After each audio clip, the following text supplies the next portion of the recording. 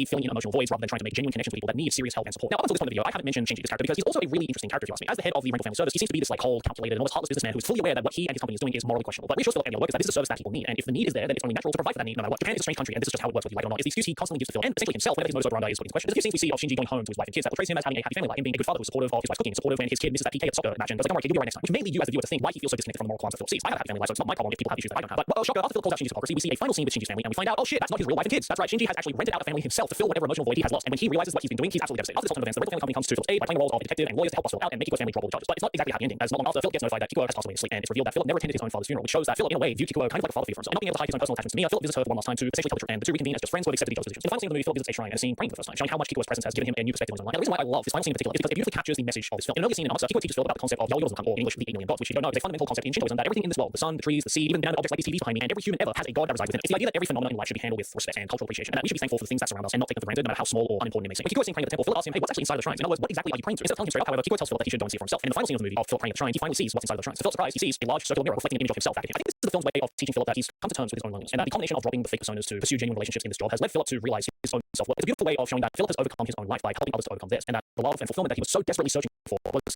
actually inside of him all along. I love this because this ties into the core belief of Shintoism and Buddhism as a whole. The only one who can help you is yourself. And you might think this is a message that only Japanese people or Shintoists can relate to. And yes, well, this is something that I think a lot of Japanese people definitely need to hear, especially those that use these rental family services to try and feel this emotional void in their lives. I think this is also a message that anybody of any culture can relate to, especially with today's world where digital dependency has run supreme further than it ever has, and so many people who just do not care for their mental health or put it as an aside. It's not a uniquely Japan problem, but an overall human problem. It still manages to not only show the strangeness that makes up a part of Japanese culture and people today, but it's also a reaffirming and uplifting journey of self-discovery of your own self-worth. And even though it is a lot easier to tell a simple lie than to swallow the harsh truth, at the end of the day, you are the only one who can save yourself. And that, at the end of it all, you are worth. All in all, I really enjoyed this movie. I really enjoyed it. I initially expected to come out of this film sobbing, but instead I came out of it with this smile on my face because of just how wholesome and hopeful the final message ended up becoming. Brendan Fraser does an absolutely fantastic job of portraying this emotionally lost foreigner in Japan, and I'm just personally really happy that he's making such a strong comeback in films like this and The Whale, which I also thoroughly enjoyed. I think Rental Family not only gives you a better glimpse into the truly complex and perhaps far-fetched reality of modern day Japan, but it's also a film that will inspire you to care and love yourself for who you are. And who doesn't like hearing positive messages like that? Anyways, that's my review. Go watch the film for yourself. I didn't even touch upon like the beautiful cinematography and also the music, which was done by Yonsei and Alex Summers, who I fucking love in general. So let me know your thoughts and opinions on anything I said down in the comments below. And hey, if there's any other films you want me to review on this channel, leave suggestions down in the comments below. Anyways, thanks for watching. If you guys make sure to smack my face right here, subscribe to the channel. Keep me thinking, I'm gonna go big. I'll be next time. Here's a couple more videos and check out if you enjoyed this one. So YouTube's new direct messaging feature they recently brought back has now made YouTube links very dangerous. YouTube may expose your real name if you share videos. Copying to share URL of a video while logging into a channel with your real name will expose that name.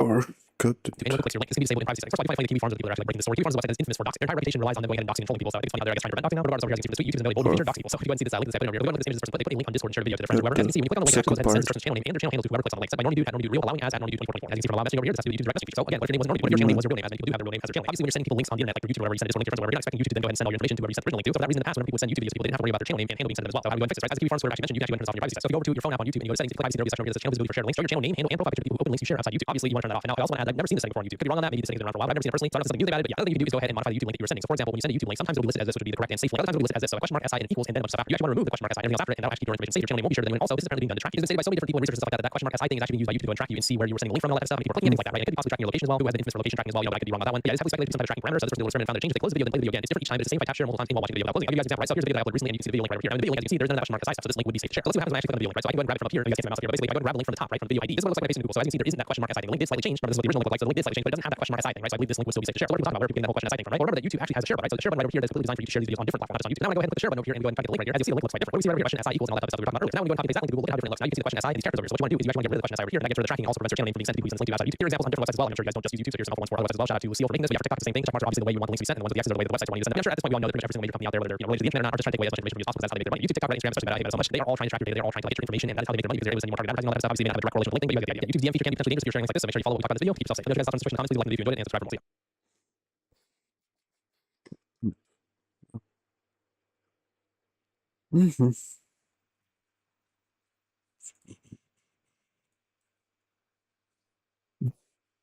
They sued and they got paid what? Not even 5% of all their earnings. If they just lose in court, yeah, whatever. But hold on. Yeah.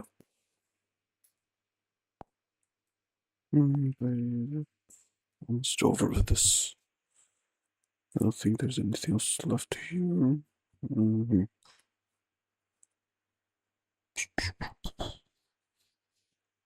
Another 2 hours.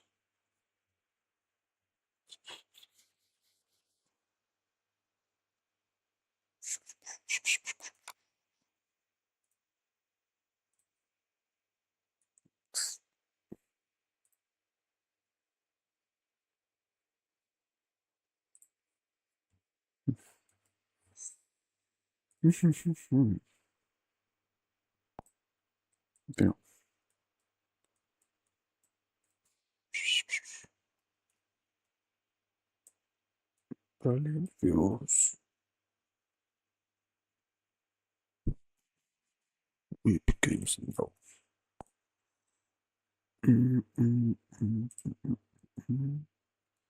Okay. Back on the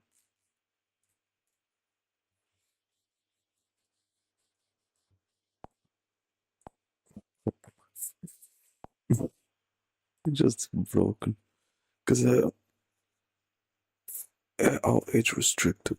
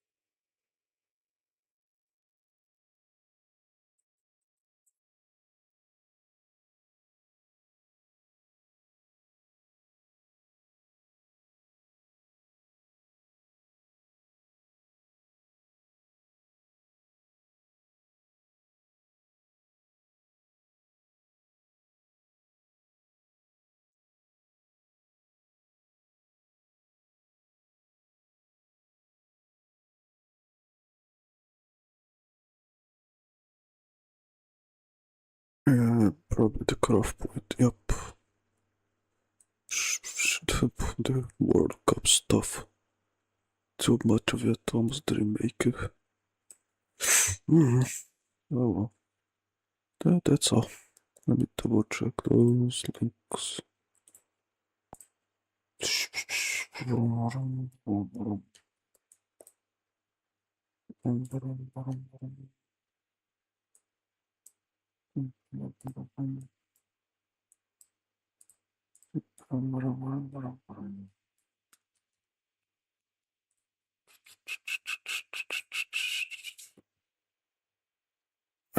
don't know, man. It's just so pathetic. It was so pathetic when I replaced the video. Whatever. Just stupid. Not only stupid drama, it's just goony stuff on top. It's just horny baiting for engagement. I barely paid attention to this one. whatever the fuck that was. Oh yeah. Whatever. Did not watch the movie, so I'm kinda lost it, whatever.